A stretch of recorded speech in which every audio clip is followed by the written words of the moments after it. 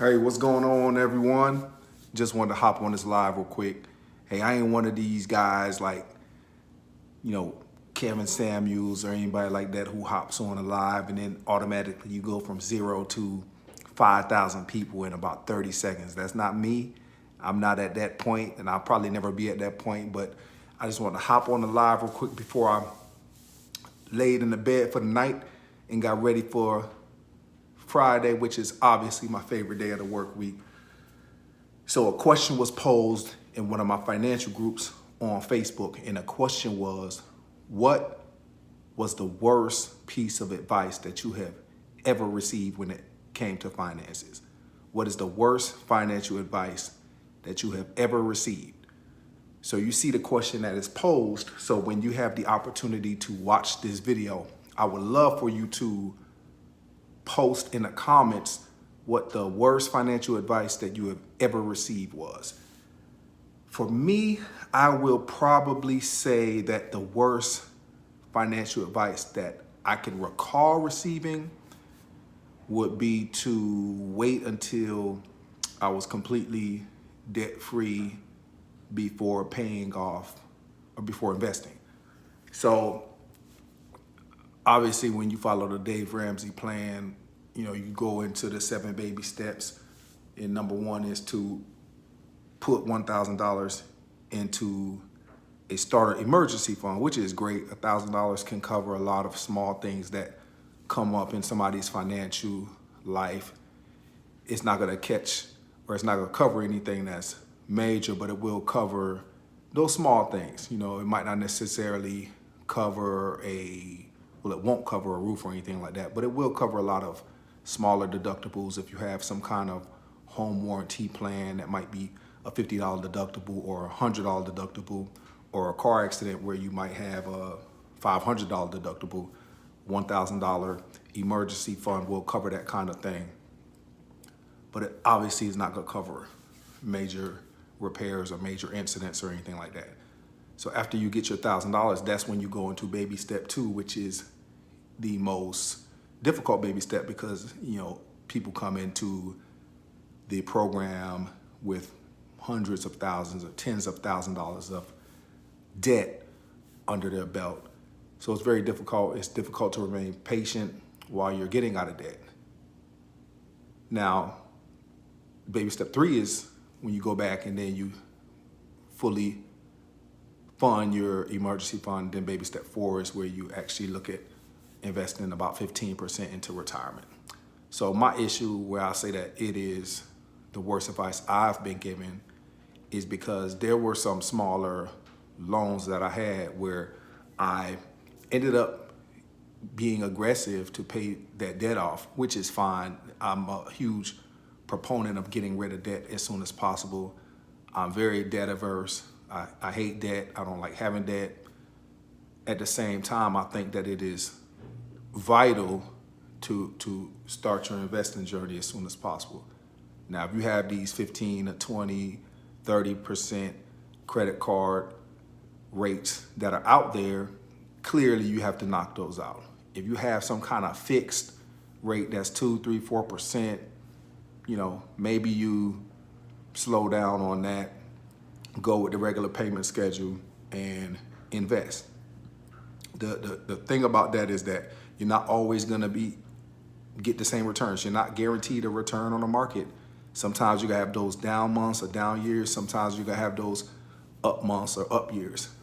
For the most part, the index funds that I invest in return, anywhere from 9 to 12% on average. So for the most part, if you are looking at investing, I think it makes sense to start investing as soon as possible if you could manage the debt payments. If you're drowning in debt and you don't have the ability to invest, then of course I would say don't invest. But if you have those manageable debt payments and you're able to invest as well, I think it's a fine balance. I am glad we got out of debt when we did. I got Gazelle Intense.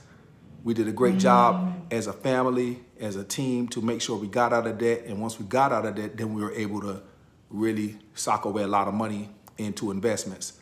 At the same time, while I'm proud that we got out of debt as quick as we did, I would have proudly postponed it a few months or maybe even a year to be able to invest in the market and have the ability to take advantage of the compound interest and those kind of things. So obviously, the mantra is time in the market beats timing the market.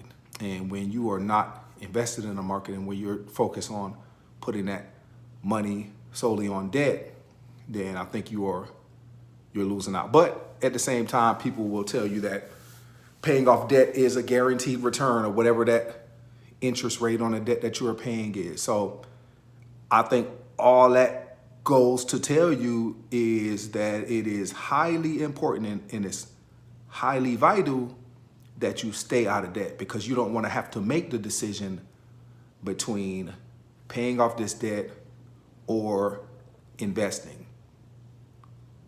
Being gazelle intense is putting all your focus on one thing, putting all your eggs in one basket.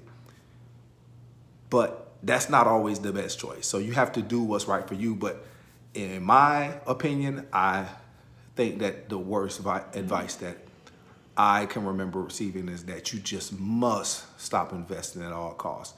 And I'm not even talking about stopping investing money or in investments that have a match.